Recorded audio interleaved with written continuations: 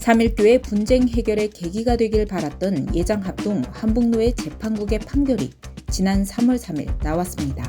그러나 현재 3.1교회 갈등은 더욱 심화된 것처럼 보입니다. 재판국의 결정에 대해 3.1교회 성도들은 부당하다는 입장입니다. 한북로의 재판국의 판결, 어떤 문제가 있는지 정문일침에서 살펴보고자 합니다. 안녕하십니까? 네, 안녕하십니까? 교회 연합신문 사진대 국장님 나오셨습니다. 예. 자, 한북로의 그 재판국의 그 3.1교회 관련 판결이 나왔습니다. 네. 자, 어떤 내용입니까? 그러니까 이번에 한북로에서 3.1교회 교인들이 고소했던 건에 대해서 판결 결과를 냈습니다. 일단 뭐 그 분석을 하기 전에요. 판결 요약을 뭐 간단히 먼저 해야 될 것 같아요. 여러 건에 대해서 고소를 했었는데요. 조목조목 나왔는데 뭐 일단 뭐 결과론적으로 보면 이것을 판결이라고 보기에는 약간 어려운 부분이 있었는데 일단 말씀드릴게요. 먼저 그 김재회 원로 목사가 자신의 이제 그 임기를 3년 늘린 연장한 건에 대해서 결과가 나왔는데 이게 애초에 고소 고발을 헌법에는 그 정년이 70대로 돼 있지 않습니까? 목회자 정년이.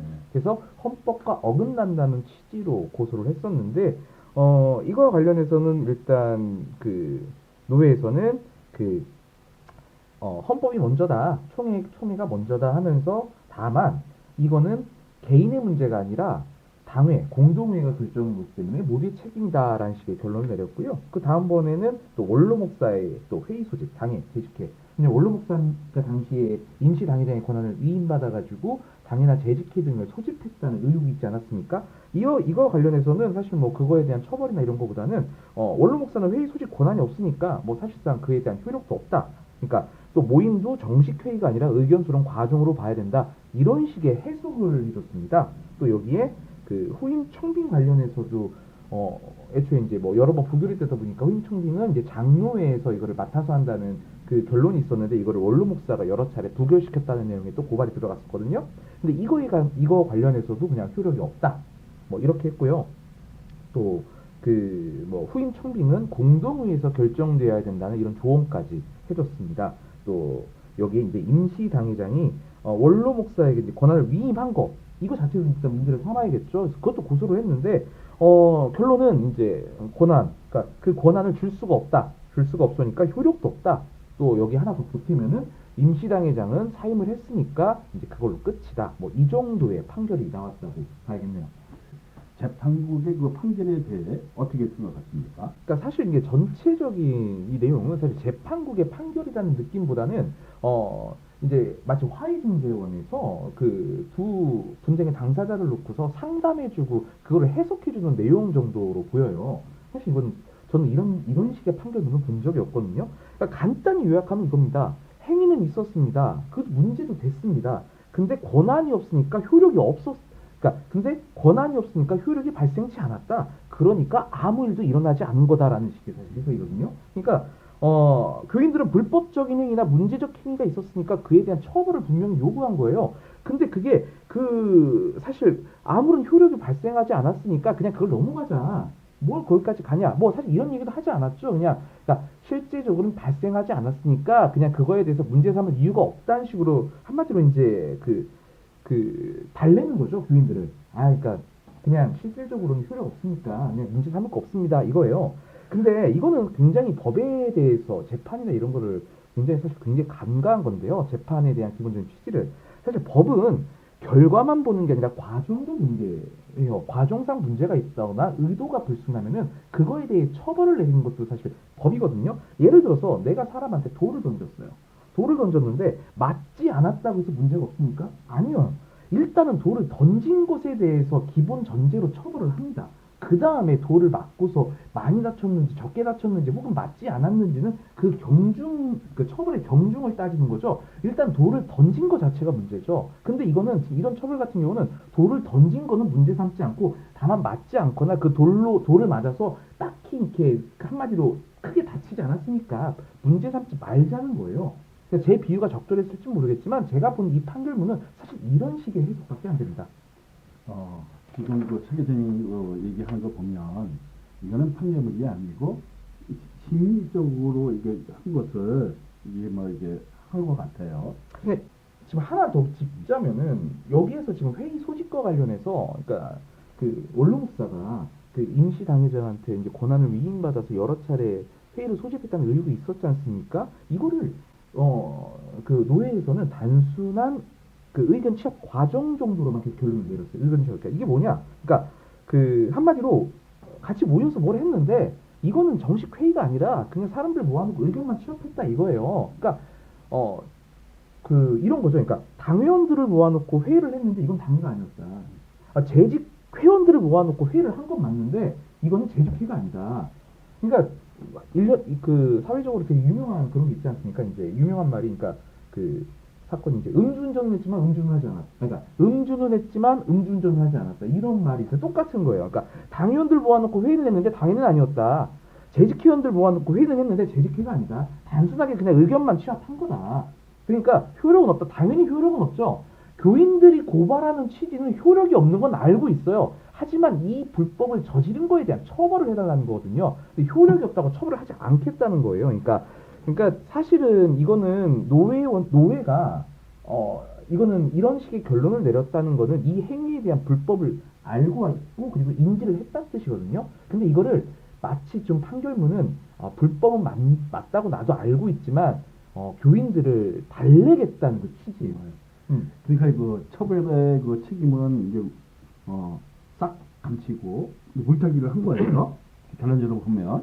그럼 사실 그 고소장을 그 노예에 제출한 것은 지금의 그 삼일교회 분쟁의 그 원인이 된 원로 목사와 당시의 그 임시 당회장 김태형 목사에 대한 책임을 이제 묻기 위함이었거든요. 그럼요. 그런데 이 판결에서 이 부분에 대해 어떤 책임도 묻지 않은 것 같은데요. 네. 어떻게 생각하십니까? 그러니까 이게 사실 명확한 판결이 나오려면 그 꼭 무슨 김재욱 원로 목사나 김태형 임시 당회장이 유죄다, 무죄다 이거를 내려줬어야 되는 거예요. 그렇죠. 그러니까 가장 간단한 네. 거예요. 그러니까 그 행위 자체가 유죄였느냐 무죄였느냐를 따지지 그 결과가 효력이 있느냐 없느냐를 따지자는 게 아니었거든요. 그러니까 결과적으로 그분들의 과정상의 과오를 물어야 되고 그 의도에 대한 책임을 물었어야 돼요. 왜 이 행위를 했느냐에 대해서 그 처벌을 했어야 된단 말이에요. 근데 이거를 모두 간과하고 그 사실 넘어가자는 거였거든요. 근데 교인들은 그러잖아요. 그 사람들이 자꾸 반복해서 혹은 반복하지 않았더라도 일회성 행위였다고 하더라도 그 사실 권한이 없는 사람들이 자꾸 교인들 특히 그 재직회라든가 당회원들이던가 특정 교회 내에서 그 어느 정도 위치에 있는 사람들을 모아놓고서 자꾸 이런 식의 결의를 하고 이런 식의 얘기를 나눈 걸 가지고 교인들은 저건 충분히 지금 어떠한 그 정식 회의처럼 보인단 말이에요. 정식이냐 비정식이냐를 사실 노회에 해석해달라는 취지가 전혀 아니었거든요. 근데 노회는 그 해석만 하고 있어요. 이건 정식이었다 비정식이었다 그것만 하고 있는데 교인들은 그게 아니에요. 왜 저렇게 자꾸 당회원들을 소집하고 재직 회원들을 소집했냐요. 당회원들을 소집해서 회의를 했는데 그게 당회가 아니라고 하면 재직 회원들을 모아놓고 그 회의를 했는데 그게 재직회가 아니라고 하면 그래서 이제 원로 목사가 아니죠. 그러면 이게 책임의 소재를 구별할 수 없게 그냥 뭉개버렸다는 거예요. 그러니까 이런 거죠. 그러니까 사실 그 원로 목사든 임시 당회장이든 결과론적인 부분이 아니라 자기의 권한을 넘겨주게 된 거, 혹은 자기가 권한을 갖고 있지 않은 회의를 진행한 거 자체에 대한 그걸 물어야 되고요. 단순히 의견 취합 과정이라고 하기에는 당원들을 모아놓고서 당연히 원로 목사는 당회를 수립할 권한이 없습니다. 하지만 당원들을 모아놓고서 회의를 진행했다고 하면 그거에 대해서 처벌을 할 수 있어야 되고 또 그거에 대한 그 회의 내용 자체가 굉장히 교회에 대한 현재 시급한 사안을 바꾸거나 그들의 의견을 취합해가지고 교회 일정 방향을 결정짓는 걸로 간다고 하면 사실상 그것 자체가 회의인 거고 당인 거죠. 예를 들어서 그 안에서 다 우리 후임 청빙에 관한 부분이라든가 교회가 나아가겠다는 결정을 해요. 그 사람 다 결정을 해놨어. 그럼 그 이후에 정식 당회가 예를 들어서 꾸려진다고 하면은 그건 요식행위일 뿐이고 이미 그 전에 결정은 다 된 거란 말이에요. 그렇다고 한다고 하면은 사실 그 전에 이 사람들이 말하는 정말 정식 회의가 아닌 의견 수렴일 뿐이라는 것 자체가 사실은 그 안에서 모든 결정이 이루어졌다고 봐야 되거든요. 근데 그거 자체를 아무 문제 안 삼는다? 이건 정말 눈 가리고 아무 말는 격도 안 되는 겁니다. 이거는. 이제 그 제보한 사람이 이제 이렇게 얘기를 해요. 네. 그 직전 그 임시 당회장 김태형 목사인데 너무나 이거 처수를 잘못해서 이제 손익배상을 청구하겠다. 이 이제 가능하느냐 하느냐 이제 다른 뭐 일도 있겠죠. 네네. 네. 여기 대해서는 어떻게 생각하십니까? 손해배상 청구라는 부분은 사실은 이제 그 교회법적인 부분보다는 이제 그 일반 사회법에서 민법적인 부분으로 접근해야 되는데요. 손해배상 청구의 기본은 사실 가장 기본이 이거예요. 그러니까 그 사람의 행위로 인해서 교회가 어떤 피해를 입었냐가 먼저고 그 피해에 대한 규모를 특정하고 금액적으로 환산할 수 있을 때 손해배상이 청구할 수 있는 거거든요. 사실은 근데 김태형 목사에 대한 그 부분이 분명히 교회에 불이익을 준 거는 줬다고 교인들은 판단을 하지만 그거를 사실 그 금액적으로 환산할 수 있느냐는 사실 별개의 문제라고 봐요. 그렇기 때문에 이 부분은 교인분들이 사실 조금 매우 영리하게 접근을 해야 될 거라고 생각을 합니다. 근데 이제 우리가 지금 가장 이제 아쉬워하는 그 문제는 뭐냐면 청년들이 네. 이제 많이 나갔다는 거예요. 예. 그러니까 이제 교회가 좀 가고바는 약세가 됐겠죠. 네네. 인원도 약세되고 재정도 약세가 됐으니까 뭐 여러 가지 이제 생각하면 뭐 억울한 면도 있겠지만 정말 이게 타당성이 있는 건지 아니면 아까 제가 얘기한 것처럼 우리가 되게 잘 계산해서 이렇게 영리하게 해야 되는지 그러니까 사실 교회라는 구조가 그렇지 않습니까? 예를 들어서 교인 한 명이 나가요. 근데 교인 한 명이 나갔을 때 그 사람이 나간 원인을 어느 특정을 하면 주기는 굉장히 사실 애매해요. 왜냐면 교회 내에서는 여러 사건이 일어나기 때문에 예를 들어서 청년들이 나갔을 때 당사자는 누가 봐도 이거는 사실 교회가 분쟁하고 어떤 특정인의 그 월권이라든가 특정인의 불법적인 문제에 실망을 해서 나갔다고 보아지는데 그 당사자는 아니 저 사람이 그냥 나갔을 수도 있다라고 말한다고는 할 말은 없거든요. 하지만 저는 이건 어디까지나 목회자의 양심적인 문제라고 봐요. 그러니까 교회법을 그 돈으로 환산한다도 예를 들어 청년들이 당연히 그러니까 손해를 뭐 계산한다고 하면 청년들 10명이 나갔어 예를 들어서 근데 그 청년들이 그 뭐 평균적으로 교회 헌금을 이만큼 해왔는데 그걸로 인해서 교회 헌금이 거치지 않았다 해서 그거를 물을 수도 있겠지만 정말 사실 근데 저는 그렇게까지 되긴 원치 않는 거예요. 이거는 목회자의 양심적인 문제고 목회자들은 그걸로 인해서 이 교회가 정말 헌금이 덜 거쳐서 그거를 정말 계산하기보다는 나는 그 당사자인 그 지목받는 목회자라고 한다 그러면은 나로 인해서 진짜 몇 명의 영혼들이 진짜 길을 잃게 됐구나. 이거에 대해서 정말 가슴 아파하고 그 정말 사람들이 이거에 대해서 정말 이 원인이 나일지 남일지 모른다라고 법에서 그렇게 판단할지 몰라도 스스로 이건 내가 죄인이라고 나와야 되는 부분 같아요. 사실. 차 기자님. 네네. 왜 이런 말도 안 되는 그 판결문이 나왔을까요? 그러니까 사실 아까도 누누이 말했지만 판결문보다는 사실 이 사건에 대한 해석이라고 봐야겠죠. 상담문, 해석문 정도밖에 안 되는 게 나온 게 사실 어디까지나 지금도 추측이 될 수밖에 없어요. 그러니까 사실 지금 이 진행을 보시는 그 유국장님께서도 그 합동 측 관련해서 여러 판결문을 보셨겠지만 이런 식의 판결문을 보신 적이 없을 거예요. 처음 봤어요. 네, 저 역시도 마찬가지인데 이게 이런 게 왜 나왔을까 생각을 했는데 사실은 전 노회가 이 사건 자체를 굉장히 확산시키지 않겠다는 의도가 보이는 거예요. 그러니까 지금 이걸 고발한 그 교인들의 마음도 충분히 달래면서 그리고 누구도 처벌하지 않으면서 이거를 정말 그냥 유야무야 그냥 넘어가고 싶겠다는 그런 의도가 보입니다. 그 의도가 근데 왜 보이냐? 사실 여긴 추측이지만 이제부터는 노회 임원들도 사실 이 3.1교회 사건과 아주 무관하다고 볼 수가 없습니다. 왜냐면 우리가 일전에도 지적을 한번 했죠. 그 3.1교회에서 말도 안 되는 일이 벌어졌어. 그게 언제냐? 2023년 6월 18일에 3.1교회에서 명예장로 임직식이 열렸습니다. 사실 일단 1차로는 합동 내에 명예장로라는 제도가 있느냐? 바로 없죠. 없어요. 두 번째. 그 명예장로 임직식을 하는데 합동 측 내에서 이날 열린 게 주일이었거든요. 주일에 행사를 할 수 있느냐? 없죠. 없어요. 그리고 세 번째. 이 명예장로 장립식에 바로 진례를 누가 했느냐? 바로 원로 목사가 있습니다. 이 세 가지의 불법적인 요소가 이미 들어가 있죠. 그럼 이 정말 사실상 그 인정받을 수 없는 이 명예장로 장립식에 문제가 뭐냐? 바로 노회 임원들이 대거 참석해서 순서를 맡았다는 겁니다. 서기가 이 당시에 대표기도 성경봉독인가를 맡았고요. 그리고 노회장은 설교를 했고, 그리고 뭐 시찰장 등이 뭐 여기 다 순서를 맡았어요. 직례를 바로 원로 목사가 했고, 그리고 결정적으로 축도를 바로 임시당회장이 했습니다. 한마디로 다 개입이 된 거죠. 근데 아까 말했지만 이 노예 임원들 그 원로 목사가 진내한 이 불법적인 장로 장식에 노예 임원들이 대거 가담을 했단 말이죠. 그렇다고 하면 3.1교회 문제가 굉장히 부각이 되고 점점 이게 불법적인 문제로 정말 확산이 된다고 하면 노예 임원들 역시 저는 책임을 피할 수 없을 거라고 보는 거예요. 그렇기 때문에 저는 노예 임원들이 지금 이거에 반발하는 그 고소자들, 고발인들, 교인들을 달래기 위해서 좀 정말 이런 무난한, 정말 사실 판결 같지 않은 해석문을 냈다고 보는 거예요. 그러니까 더 이상 이제 확산시키지 말자. 당신들 마음 안다. 당신들 마음 아는데 이거는 사실 그렇게 불법이나 합법 이걸로 접근하지 말고 교회에 아무 일도 일어나지 않고 효력도 실제 발생하지 않았고 임시당회장이나 원로 목사로 인해서 딱히 바뀐 거 없으니까 그냥 사실 그냥 넘어가 달라라는 취지의 정말 그런 해석문인 거죠. 어찌 보면 굉장히 좀 비겁할 수도 있는 그런 해석문을 낸 거라고 좀 봐집니다.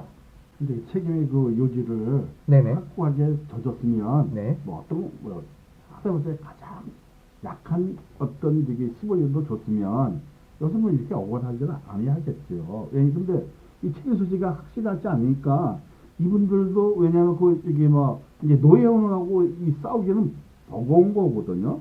그렇잖아요. 근데 이게 사실 그러니까 예를 들어서 이런 걸 보셔야 돼요. 김태형 임시당회장 있잖아요.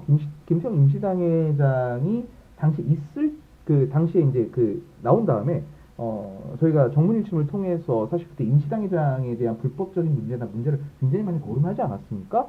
굉장히 그런 식으로 돼서 저는 봤을 때 노회도 충분히 그 문제를 인지하고 있었다고 보는데 지금 임시당회장에 대한 임시당회장의 정말 허술한 교회 경영, 교회 운영, 그리고 심지어 자기의 권한까지 원로 목사에게 넘겨줬다는 의혹을 받고 있어요. 사실 그게 발단 아닙니까? 그걸로 인해서 사실 임시당회장이 그러니까 원로 목사가 무슨 재직회를 연다든지 당회를 연다든지 이런 의혹을 받게 된 거고, 근데 그 임시당회장으로 인해서 교회가 모두 이렇게 피해를 입었다고 교인들이 주장을 해서 그걸 고소했는데 지금 이걸 모두 어떻게 빠져나갔습니까? 임시당회장은 사임했다. 이게 한마디로 빠져나간 거예요. 자, 그렇게 될 수 있나요, 이게 사실은?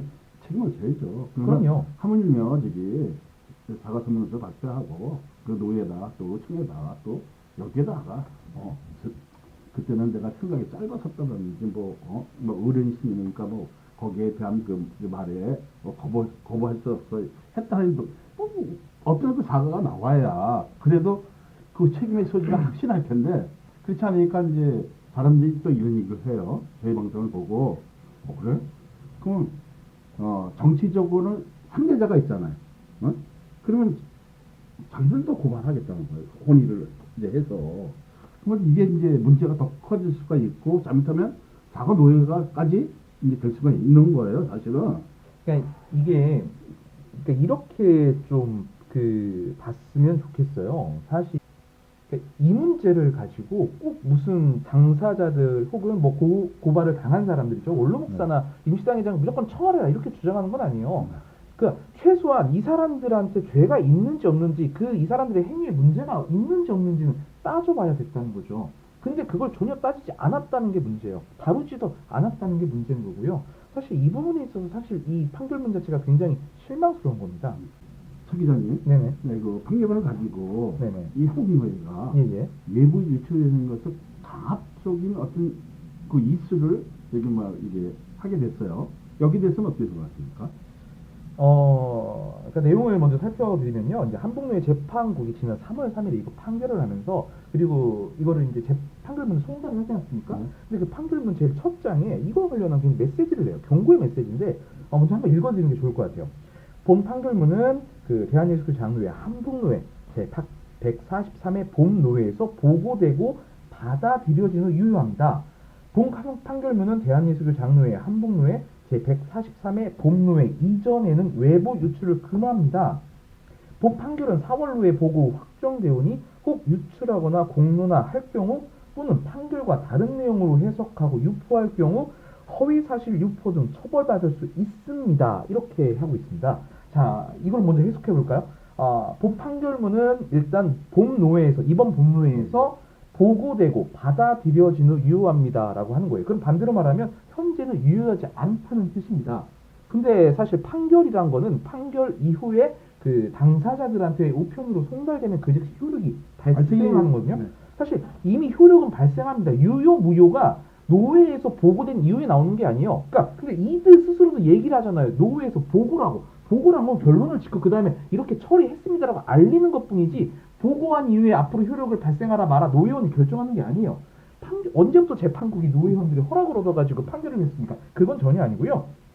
그리고 이거와 관련해서 외부 유출을 금한다는 경고 메시지를 냅니다. 자, 본 판결은 4월 노회 보고 확정되오니 혹 유출을 하거나 공로나 할 경우 뭐 이렇게 되면은 지금 예를 들어서 우리가 판결문을 하야 방송에서 입수를 했다고 하면 이거는 지금 이미 유출이 됐거나 공론화가 된 경우죠. 그리고 이게 방송까지 나갔으니까 자 또는 판결과 다른 내용으로 해석하여 유포할 경우 뭐 당사자들이나 그 누구도 이걸 뭐 해석하진 않고 우리 스스로 해석한 거니까 이건 아니겠지만 허위사실 유포 등으로 처벌받을 수 있다 그랬어요. 그러니까 여기서 우리는 두 개를 좀 말을 해야 될 것 같아요. 자 아까 이거는 사실 예를 들어서 그 밖으로 유출한다. 외부 유출이라는 경우는 그러면 내가 당사자예요. 받아가지고 나만 알고 있어야 된다는 뜻이에요. 근데 사실 이거에 가서 상소를 할지 말지를 사실 결정을 해야 되지 않습니까? 그렇죠. 근데 결정을 할 때 아무한테 상담도 못 받는 거야. 이런 게 나왔는데 이거를 상소를 할까요 말까요를 상담도 못 합니다. 왜? 외부 유출입니다. 그거. 충분히 외부 유출입니다. 할 수가 없어요. 자, 그리고 여기에 이걸 공론화할 경우 이런 방송에 오는 거 당연히 공론화 안 되죠. 그리고 허위사실 유포 등으로 처벌받을 수 있다고 처벌을 누가 합니까 대체? 처벌을 누가 할 건데요? 그러니까 이분들은 재판국은 처벌을 누가 할지에 대한 그 주체조차 명시하지 않았어요. 노회 재판국에서 이 처벌권이 있습니까? 없죠. 당연히 없죠. 이건 없죠. 조사한 적도 없고. 판결문을 공유하지도 못한다는 세상에 이런 강압적인 공산주의법이 어디 있습니까? 판결문은 당연히 나오면은 사람들과 공유하고 이 판결에 대한 해석을 물을 수도 있고요. 이후 대처를 물을 수도 있어요. 그건 우리나라 바로 우리나라 민주주의에서 이건 엄연한 자유예요. 이 자유조차 침해하는 거는 오히려 노회 재판국이 이거는 심각한 월권이면서요. 이거는 헌법 자체를 기본적으로 완전히 왜곡하고 있는 거예요. 이건 교회법에 대한 헌법 왜곡뿐만 아니라 우리나라가 기본적으로 갖고 있는 국가 헌법에 대한 왜곡입니다. 왜? 이거는 사실 기본적으로 이런 판결문 자체는 그 사법이라든가 그 사회법과도 굉장히 지금 그 관계를 이루는데 이거는 모든 걸 다 지금 무시했어요. 나는 재판국에서 판결문을 가지고 남들과 의논하거나 해석하거나 이거를 함께하는 행위조차 금한다는 거는 처음 봤습니다, 말 그대로.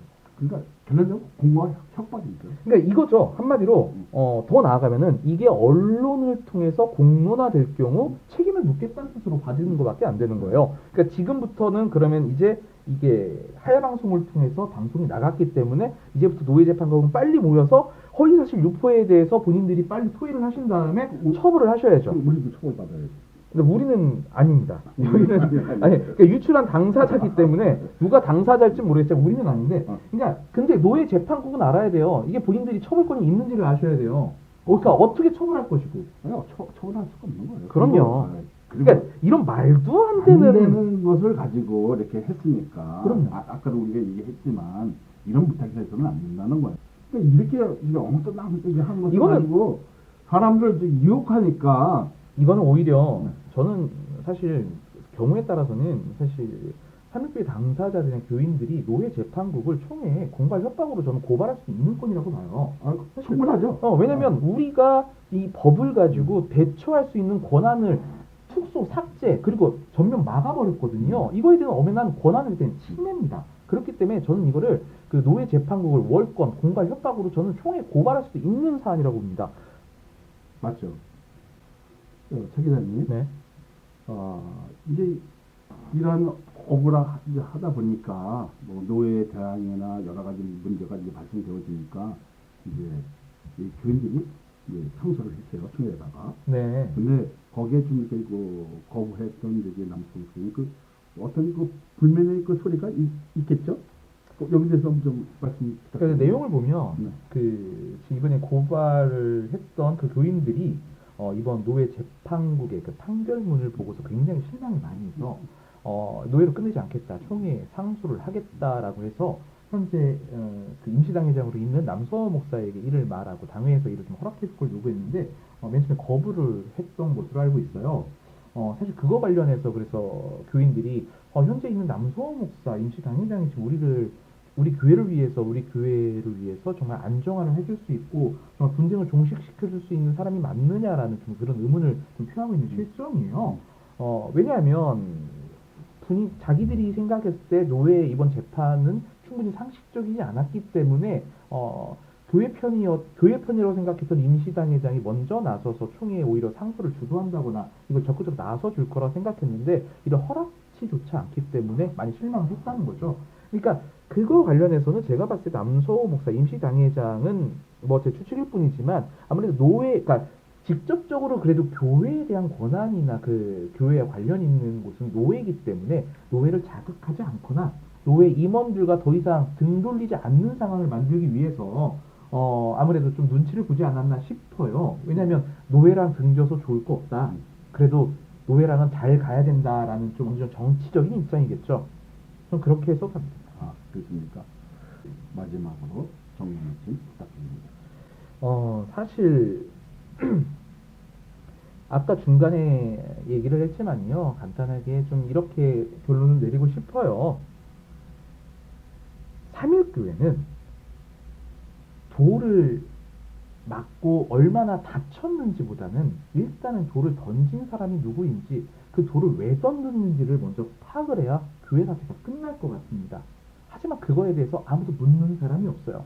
총회에서는 이 돌을 던진 사람이 누구 있는지를 확실히 찾아내서 그거에 대한 책벌을 세우시기 바랍니다. 제 말씀 감사합니다. 감사합니다.